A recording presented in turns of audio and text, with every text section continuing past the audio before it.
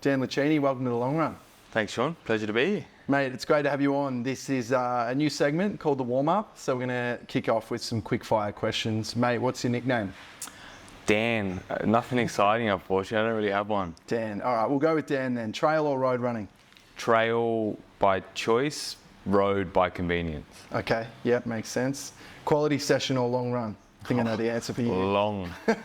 Long is quality. Yeah, well, we're obviously filming here in Bali, and we've been together for half a week, and You've been doing a long run every day. Long by my standards, maybe not long by yours.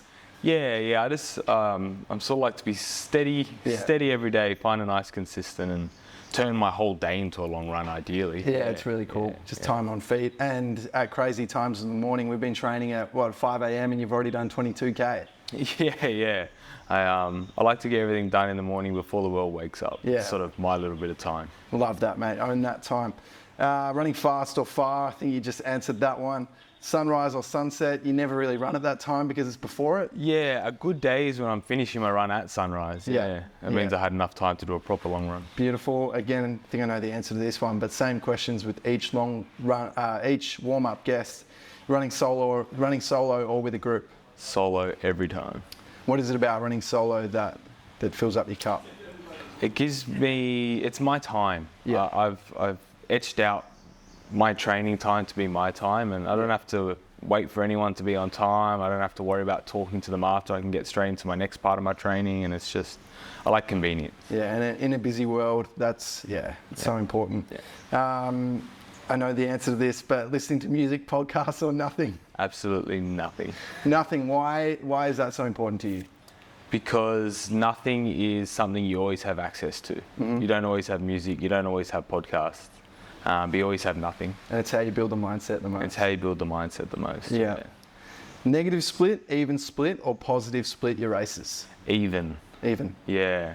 If I can, I'll negative, but it has to be a good finish rather than planning for it. Yeah, I like that. Favorite post-run feed?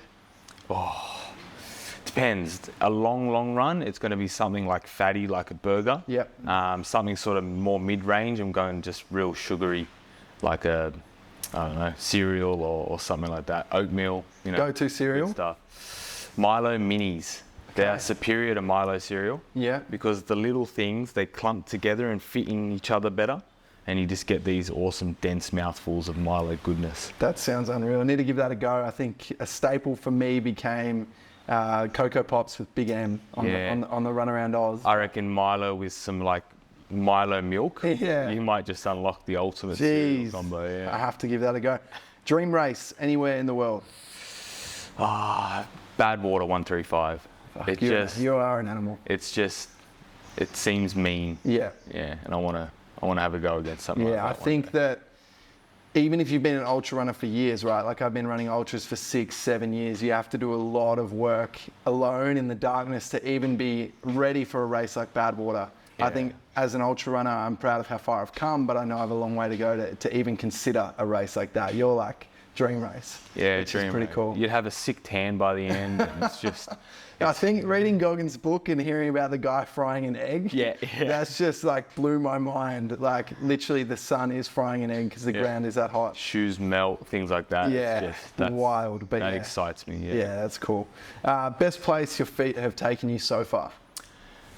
At the moment, they're sort of taking me around the world. It's my way of seeing wherever I am. Yeah, talk a little bit more about that. Like we will expand it on the main episode, but what's going on right now? Yeah, so about 6 months ago, I sort of moved into a suitcase pretty much, and I've just been living abroad and sort of hopping from country to country. And, I average like 60, 70,000 steps a day. So I'm quite literally seeing the world just via foot, and it's leaving a footprint everywhere. And there's something so like rewarding about that. I feel like I have this like call or this spirit of adventure, and knowing that I'm doing that kind of reminds me or gives me this self-metaphor of old hunter-gatherer tribes, literally just going out and exploring, looking for food, quite literally. In my case, that's beautiful. Well. Yeah. So you and your wife just packed your bags and said, "We're going to take on the world." Yeah, we made a decision after last year's Bali Hope.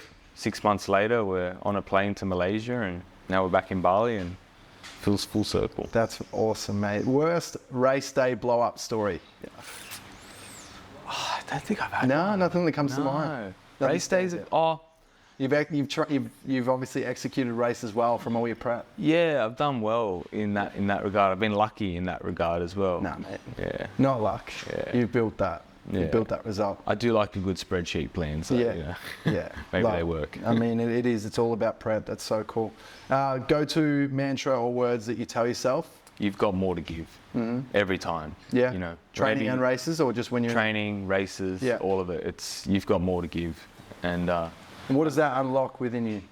it just reminds me that this isn't the end. Because if Yeah. if I'm thinking about stopping because I need to stop while I'm moving, I don't need to stop. I just need to get out of my own way and unlock what's there. You know, Powerful, mate. Favorite non-running hobby? cooking Yeah. / eating. Yeah. And the man can eat. I've been with him for half a week, and I admire it. Yeah, thank you. Yeah, it's a special talent. Yeah. One I regard as my best talent. Running comes maybe second. Yeah. Who is your favorite athlete of all time? Oh, favorite athlete of all time. I've never followed along too well with single athletes, but I love Courtney. I love her attitude towards stuff where she is a savage and she is a badass, but you couldn't tell. Yeah, she's so smiling, she's laughing through it, or she's humble, but it's there, like that's there. But then I also love like someone like Rafael Nadal.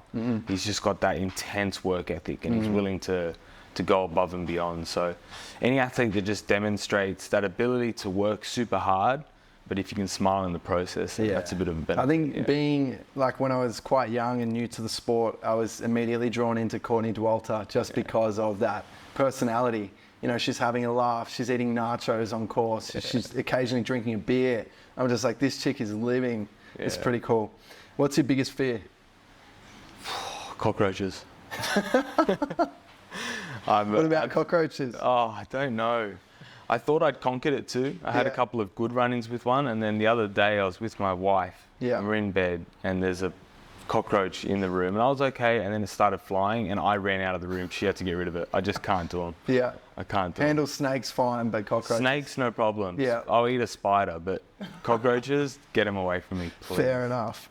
Well, you might have already covered this one in your favourite non-running hobby, but a hidden talent outside of running, would you say that's cooking? Yeah, I think I'm not bad. You know, I love what I cook. It's easy to convince everyone else it tastes good when they don't get to try it. But yeah, I'd say that's it. Any other talents that we wouldn't know about? No, I'm not very good at much else. Yeah, I guess weight training and running. Perhaps I do like to write. I don't know how good I am at it, but writing is definitely another hobby that I spend a lot of time on. Yeah. So yeah, maybe. I don't know for me. Are you a person who journals daily or? It's longer than my running streak, yeah. Yeah. I've been journaling every day for over 5 years now. Wow. Yeah. I It's love been that. a big part of everything that I've sort of been able to do and grow towards. Yeah, amazing. What's your favourite childhood memory? Favorite childhood memory? Sitting around the dinner table with mum and dad. Mum was a fantastic cook, and you know, we used to pretty much every night sit together. 6:30 p.m. Dad would come home from work, dinner's ready on the table, and I used to potentially hate it half the time because I wanted to go watch cartoons or something. Yeah. But looking back on it now, I value that time so greatly. So Yeah, family and food all connected together. Family and Do you have food. siblings? I have a sister. Yeah. She's the older, smarter, and more creative one. But I luckily got the hand-eye coordination, so I'll take something. Nice, mate. Last question for the warm-up. What's the best advice you've ever received? Trust yourself to handle the consequences. Make a decision. You don't know if it's going to be right or wrong. Just trust yourself to handle the consequences. Just own that decision. Yeah. Go all in. Exactly. I love All it, in. mate. Love it, mate. Well, that's the warm-up for us. We're going to crack into the main episode. Giddy up. Giddy up. Let's do it. If you enjoyed this episode, please leave a review and share it with others. If you're chasing a long-distance running goal, whether it's your first half marathon, an ultra, or even a multi-day expedition, I'd love to help you get there. With Sean Bell Run Coaching, I create personalized programs based on your goals, experience, and lifestyle, helping you enjoy the process and stay consistent. And if you're after a keynote speaker who brings big energy and real impact, I'm here to deliver. I speak to businesses, schools, and sporting teams to help them giddy up and level up. For me, giddy up meant running around Australia in record time. But for your team, it might mean taking ownership of their health, stepping up in their career, or having a conversation they've been putting off. If I can go from a football bench warmer to a running world record holder, what's possible for you and your team if you're prepared to giddy up and level up? You can find everything, run coaching, keynotes, and more at SeanBellRuns.com or on socials at SeanBellRuns. Giddy up! Giddy up!